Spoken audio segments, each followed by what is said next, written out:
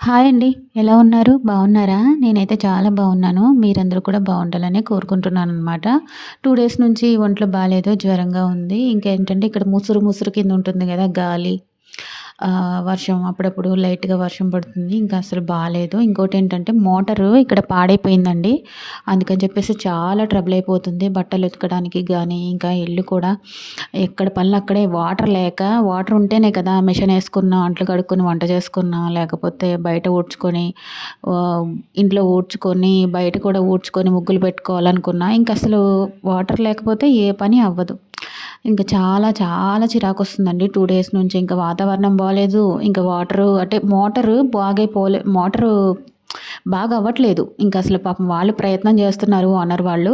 ఇంకా అవ్వట్లేదనమాట. ఇంకా ఏదో మొత్తం మీద ఒకరిని తీసుకొచ్చి చేయించి ఇంక అది కుదరకపోతే మళ్ళీ ఇంకొక ఊరు నుంచి పిలిపిచ్చి రిపేరు చేసేవాళ్ళు మెకానికర్లు అయి ఉంటారు కదా! వాళ్ళని కొంచెం ఎక్స్‌పర్ట్‌గా ఉన్న వాళ్ళని ఇంకా లోపల నుంచి మోటార్ అది ఇంకో కొత్త మోటార్ వేయిపిద్దాము అని చెప్పేసి ఇంకా ఆయన అనుకున్నాడో మరేమో గానీ నీళ్ళు ఇంకా ఫ్రంట్ వాళ్ళ ఓనర్ వాళ్ళ హౌస్ నుంచి కొంచెం వాటర్ తెచ్చుకొని ఇంకా అలాగే చేస్తున్నాము. ఇంకొక పక్కన నాకు ఒంట్లో బాగోక ఇంకా అదొక సమస్య అనమాట.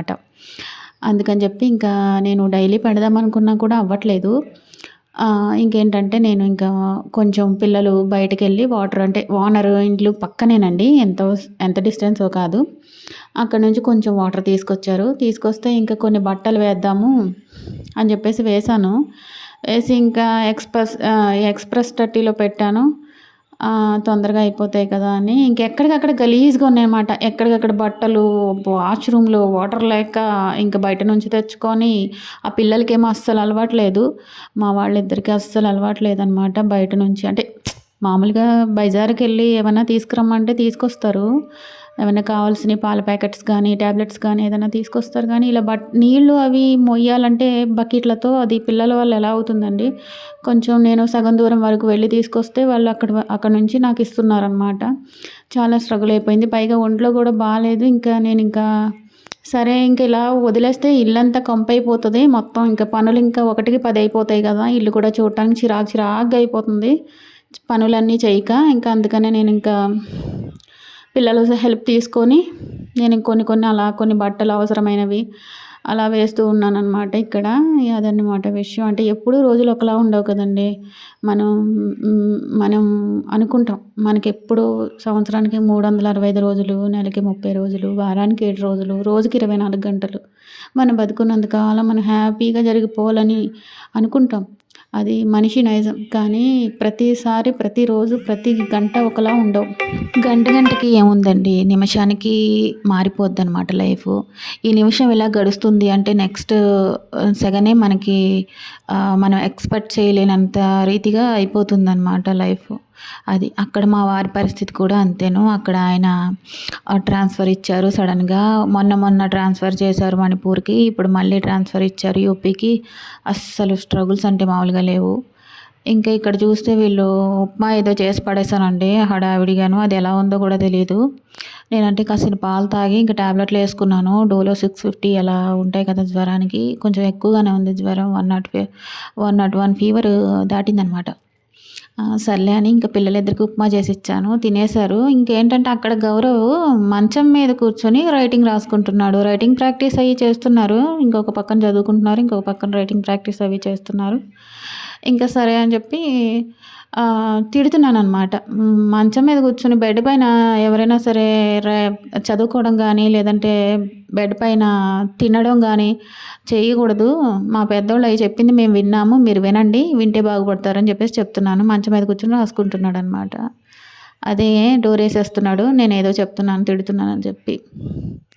ఇక్కడొచ్చేసి ఇంక సరే ఆఫ్టర్‌నూన్ అయింది గదా అని చెప్పి నేను పప్పు చేద్దాము అని చెప్పేసి సారీ నేను ఇది ఎప్పుడు తీసిన వీడియో అని చెప్పలేదు కదండీ. మండే రోజు తీశాను. నిన్నటి వీడియో అనమాట. నిన్న తీశాను.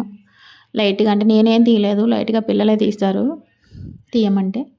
ఇంకా ఏంటంటే అన్నం పెట్టేశాను. ఇంకా పప్పు 4 రకాల పప్పులు తీసుకున్నానండి. పిల్లలకి మంచి ప్రోటీన్స్ అయ్యి అందుతలేదు. ఈ చదువులు, నిద్ర లేకపోవడాలు ఎక్కువైపోయినాయి. వాళ్ళకి కూడా చిన్నగా వైట్ హెయిరు అక్కడక్కడ ఒక్కొక్కటి 2 కనపడుతుంటే నిజంగా ప్రాణం విలవిల్లాడిపోతుందండి. మనకైనా ఒక 30+ అయిన తర్వాత వచ్చింది. వైట్ హెయిర్ ఒక 30 ఇయర్స్ వచ్చిన తర్వాత నాకు 1, 2 కింద కనిపిస్తాయి. ఇప్పుడు కూడా నాకు ఒక 10 జుట్టంతా వెతికితే ఒక 10 వెంట్రుకలు ఉంటాయేమో వైటియి. అంతకు మించి ఉండవు.